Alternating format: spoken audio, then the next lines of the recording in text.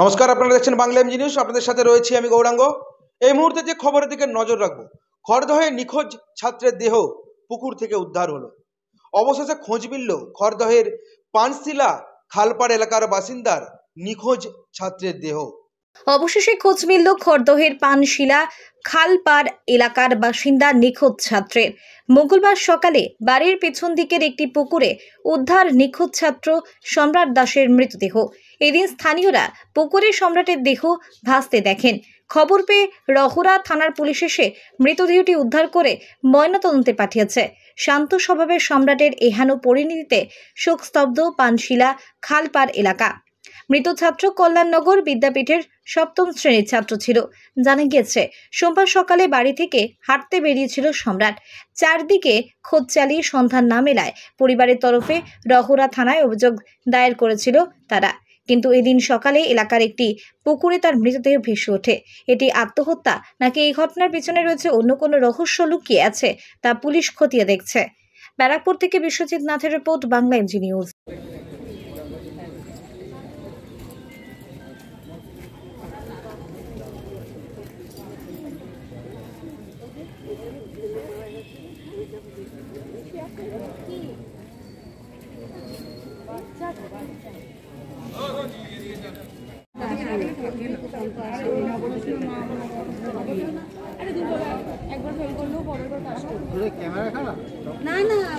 ক্যামেরাই তো দেখলাম এইখানটা বেশি এখন ওই দিক ছটা 54 দাঁড়ালো এদিকে টাকা লাস্ট পাটা তো বুঝে আসে তো আস্তে আস্তে এদিকে চেপে গেল, তারপরে চলে গেল চলে ও হাঁটতে বেরোয় 6টার সময় বেরোতো হাঁটতে।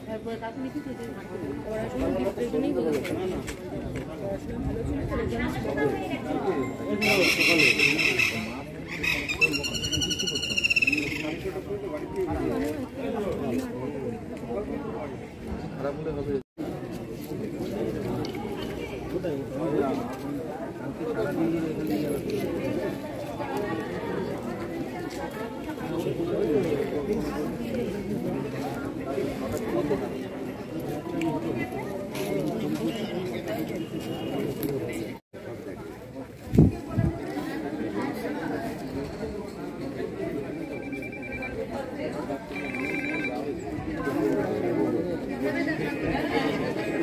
ফেসবুকে খুব ভাইরাল দেখেছি। আমাদের পাড়ারই ছেলে, আজকে হঠাৎ করে সকালবেলা শুনলাম যে ভেসে উঠেছে এরকম বডি।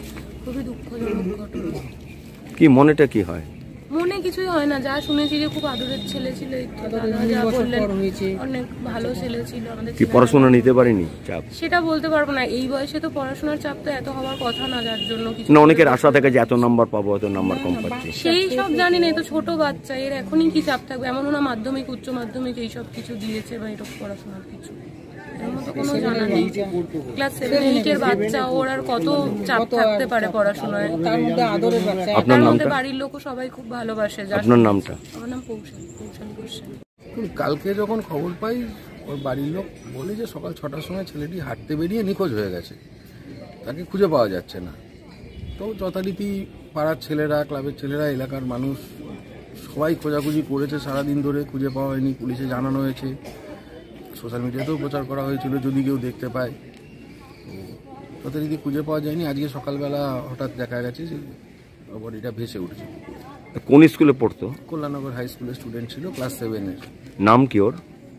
ওর ভালো নাম আবির দাস। ভালো নাম সম্রাট। ভালো নামটা কি? সম্রাট দাস। কি কারণটা কি বোঝা গেল?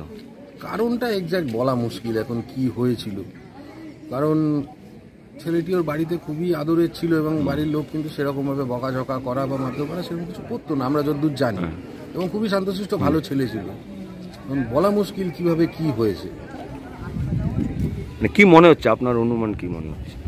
দেখুন, এইটা তো এখন অনুমান করা খুব মুশকিল। যে প্রেশার, পড়াশোনার প্রেশারে?